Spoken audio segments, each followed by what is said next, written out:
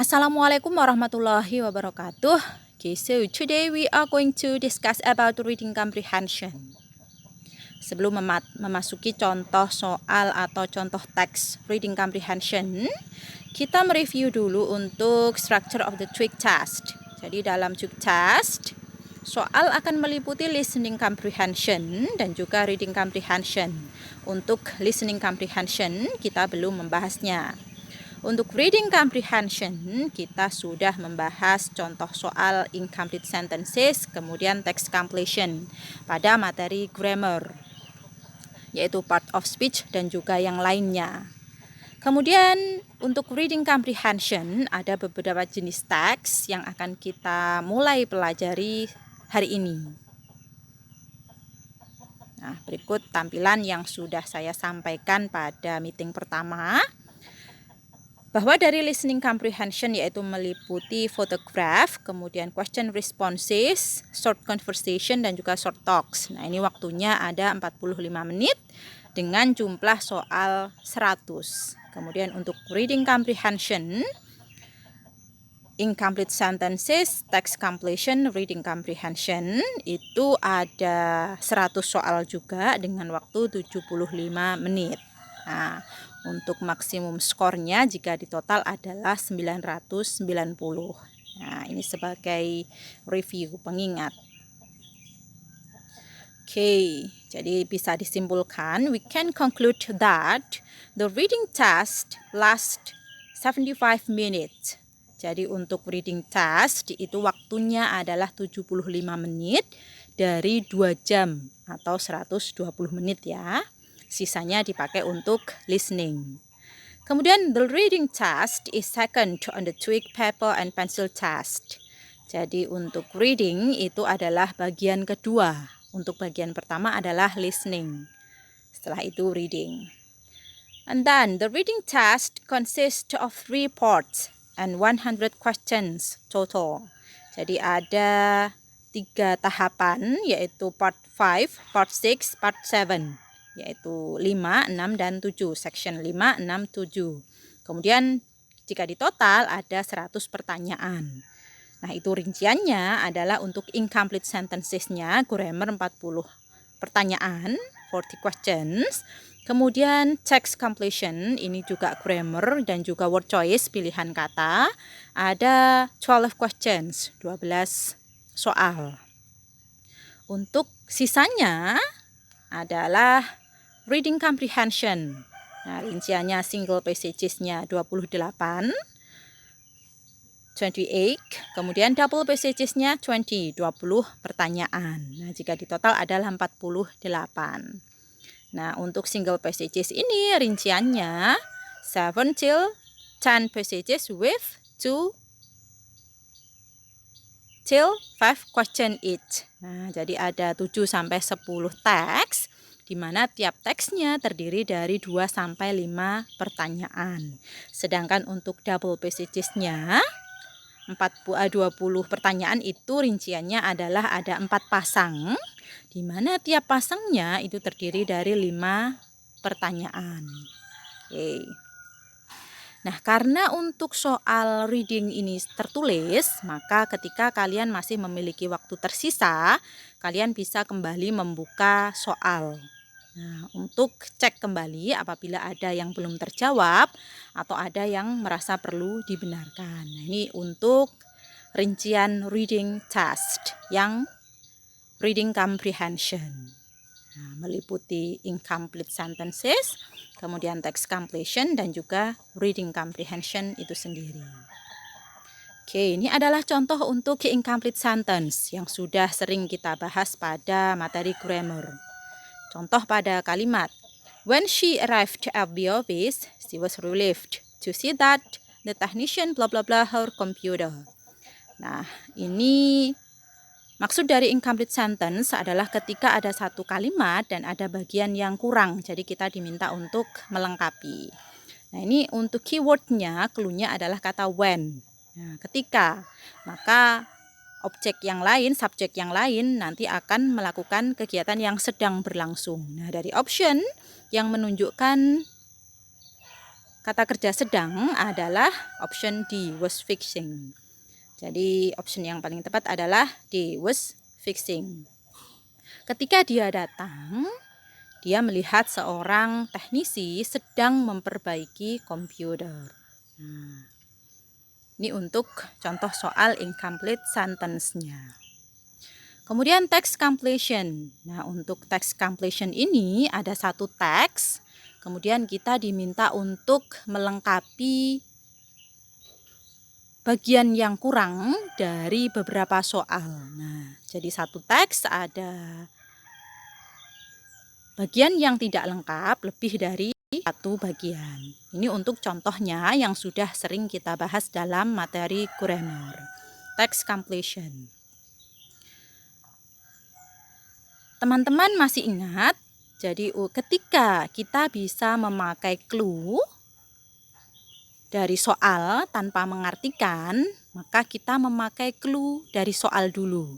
Kalau kita tidak menemukan clue, baru kita lari ke meaningnya, mengartikannya. Oke, untuk nomor 16, ada clue never. Nah, masih ingat ya, ketika ada kata never, salah satu dari negative word, maka akan ada bentuk inversion. Jadi bentuk kebalikan antara auxiliary yang di depan atau main verb yang di depan. Dari option A, B, C, D, yang memiliki bentuk inversion adalah option C dan D. C dengan D. Nomor 16 ya ini. Nah, ada kata never, maka tidak boleh double negative word. Jadi option C tidak mungkin, C tidak mungkin ya. Has not, karena ada kata not. Maka option yang paling tepat adalah yang D. D, has the word. Jadi never has the word. Nah, ini karena kita menemukan clue-nya tanpa membaca keseluruhan kalimat. Untuk nomor 17, 17, and bla bla bla believe. Nah, setelah and conjunction kemudian blank, ada kata atau verb believe. Maka yang kita butuhkan adalah subjek. Nah, karena believe ini adalah present plural verb ya, plural verb bentuk present. Maka yang kita butuhkan adalah subjek plural dari option A, B, C, D yang bisa menempati posisi subjek plural adalah quantifier some. Nah, kita memakai clue tanpa membaca keseluruhan soal. Nah, untuk soal nomor 18, nah ini perlu kita cermati dulu dari bentuk kalimatnya. With the US housing market still not performing, bla bla bla expected. Nah, ini adalah frasa. Nah, yang bisa menempati blank yang paling tepat mana? Antara better than, as well as dengan more than. Nah, kalau ada kata better maka kita membutuhkan than. Nah, di sini tidak ada kata than. Maksudnya dari kalimat ya, dari kalimat utama itu tidak ada kata than. Jadi option better tidak mungkin dihilangkan. Kemudian antara ada than dan juga more than. Nah, ini juga tidak bisa menempati blank. Jadi option yang paling tepat adalah yang as well as. Nah, ini adalah contoh pembahasan dan juga bentuk soal untuk text completion yang sudah sering kalian jumpai dalam materi grammar sebelumnya. Oke, berikutnya adalah untuk reading comprehension. Jadi di situ ada teks, kemudian ada beberapa pertanyaan yang jawabannya bisa kalian temukan dalam teks. Nah, biasanya untuk bentuk pertanyaannya itu ada diawali oleh WH question. Jadi bisa what, who, what, who, how, which. Jarang tetapi memakai which. Biasanya what, who, kemudian when. Nah, itu. Nah, ini ada contoh reading comprehension tentang letter. Ini adalah bentuk soal letter. Nah, untuk pertanyaan pertama ini diawali dengan kalimat tanya, kata tanya what. Nah, jadi apa? What is the purpose of this letter? Nah, jadi apa tujuannya? Kemudian untuk soal kedua diawali kata how. How is the company compensating Mr. Singh? Nah, ini ada what dengan how. Nah, kalau kalian lihat ke teks, maka yang menjawab soal nomor 1 what, setelah kalian membaca soal dan juga membaca singkat dan cepat optionnya, maka baru kalian ke soal. Nah, sama dengan nomor 2, setelah kalian menjawab membaca soal, kemudian membaca singkat teksnya, baru kembali ke membaca singkat soal dan juga optionnya, kalian kembali ke teksnya. Nah, ini dilihat dari teks dan juga soal. Yang paling tepat menjawab soal nomor 1 adalah option B. Nah, dari to notify, to apologize, to explain, to remind. Nah, jadi what is the purpose of this letter? Delay. Nah, jadi penundaan untuk pengiriman. To apologize for a delay in processing. Nah, dan ini yang paling tepat. Untuk yang nomor 2, how. Nah, how ini antara by shipping, by paying, by doing, by expediting. Nah, dari teks bisa dilihat ada clue to you at no extra cost. Nah, jadi tidak ada biaya tambahan. Jadi opsi yang paling tepat adalah bagaimana menggantinya, yaitu dengan by expediting his shipment for free. Nah, jadi karena sebelumnya sudah membayar, maka karena ada delay, tidak ada penambahan lagi untuk pengiriman yang tertunda ini. Oke, seperti itu. Jadi ini bentuk untuk teks dan juga soal reading comprehension. So, are you ready for this? Nah, ini adalah beberapa bentuk surat yang akan keluar dalam TOEIC test. Yang pertama yaitu emails and letters, kemudian notices and memos, kemudian advertisements, ada invoices and schedules, dan juga ada bentuk selain single passages ada double passages. Nah, ini tampaknya untuk bentuk surat yang keluar dalam TOEIC test itu tidak dibatasi sejauh itu adalah bentuk business letters ya. Bisa jadi bentuk form atau agenda atau schedules. Nah, ini bisa juga keluar. Nah, ini nanti untuk masing-masing jenis surat, we will directly discuss the example of TOEIC actual questions. Jadi akan saya tampilkan atau akan kita diskusikan bentuk soal yang langsung mengacu pada jenis teks TOEIC-nya. Oke. Untuk pembahasan hari ini kita masuk pada emails and letters. Nah, berikut adalah bentuk emails ya, letters ini ya. Ini adalah letters. Yang pertama kita menuliskan biasanya dalam surat itu ada company name and address. Jadi nama perusahaan dan juga alamat perusahaan. Kemudian the recipient's name and title. Jadi penerima, nama penerima, baru kita masuk ke content, isi dari surat, dan diakhiri dengan signature, menyebutkan nama terangnya. Nah, dari surat ini ada 2 pertanyaan, yaitu by whom, oleh siapa, dan juga what is, apa. Nah, ini bisa dibaca dan dicermati. Clue yang bisa kita temukan setelah kita membaca pertanyaan dan juga option. Nah, ini hanya contoh, jadi optionnya hanya 2 saja. By whom, apakah job applicant atau an interviewer. Nah, jadi oleh siapa surat itu dikirim? Nah, ternyata adalah oleh interviewer karena pengirimnya adalah perusahaan. Jadi yang mengirim yang menginterview, yang mewawancarai. Kemudian what is Miss Johnson asked to do? Apa yang diminta oleh Miss Johnson?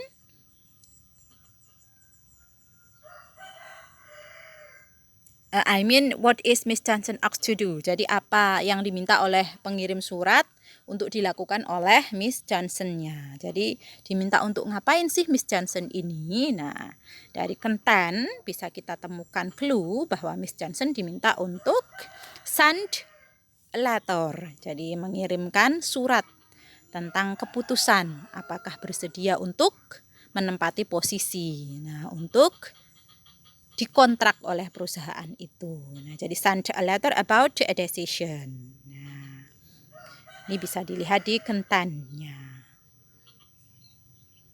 Oke, jadi ini adalah salah satu contoh untuk letters dan juga bentuk pertanyaannya. Kemudian untuk emails. Nah, ini hampir sama dengan surat sebenarnya, tetapi kalau dalam bentuk emails ini biasanya kita menemukan ada tambahan kata to di depannya. Jadi kepada siapa ini akan dikirimkan emailnya, dan juga from dari siapa, baru ada subjeknya. Nah, ini subjek ini bisa ditulis atau tidak. Tetapi untuk kepentingan bisnis atau kepentingan formal akan lebih baik bila ditulis. Nah, jadi lebih spesifik. What is the purpose of the emails? Nah, kan emails itu untuk surat elektroniknya. Jadi ini bentuknya atau komponennya dan juga arrangementnya. Nah, bisa dicermati ya. Untuk pertanyaan terkait teks emails ini adalah why was. Nah, jadi alasannya kenapa? Why was this email written? Jadi kenapa email ini ditulis? Jadi adalah tujuannya.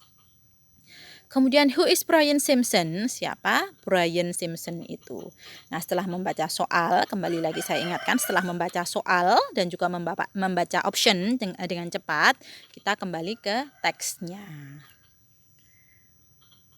Untuk pertanyaan pertama ada clue, we would like to publish a correction to the article immediately.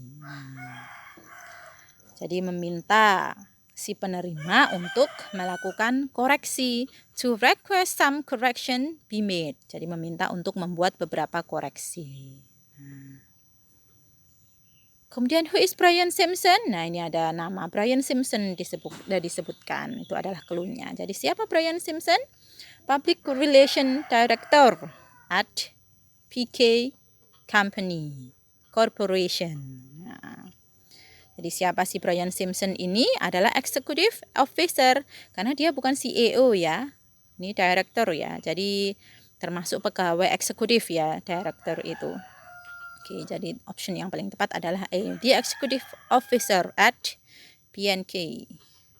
Nah, ini untuk contoh dari bentuk soal, baik dalam letter, surat maupun emails, surat elektronik.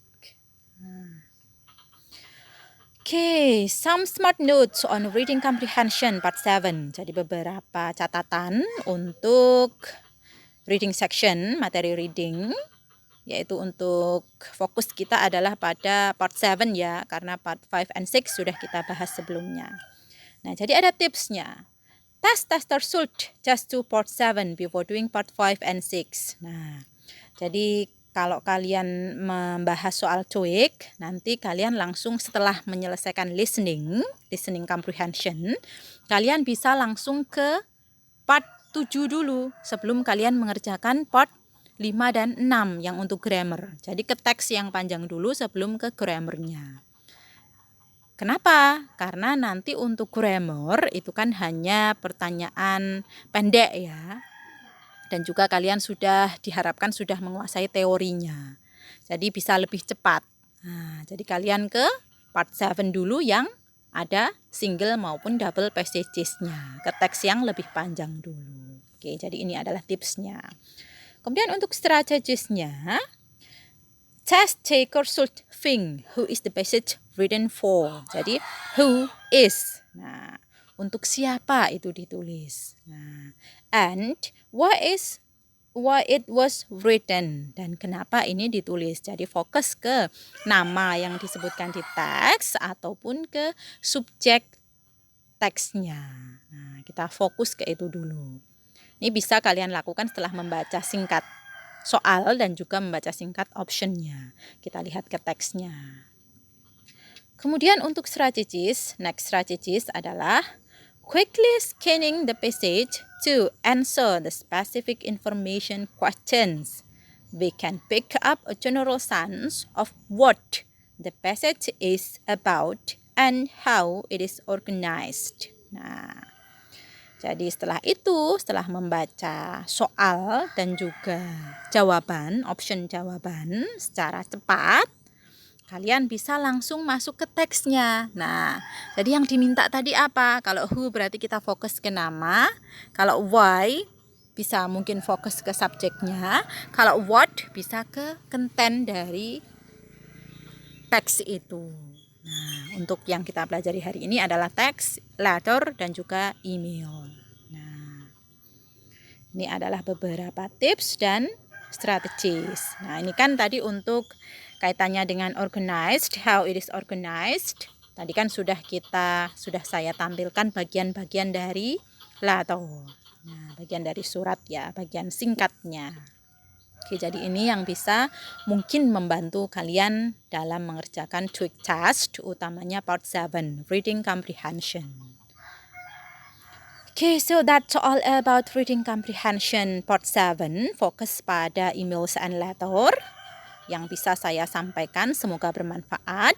Dan berikutnya kita masuk ke dalam sesi question and answer dan juga practice. Thank you and see you. Wassalamualaikum warahmatullahi wabarakatuh.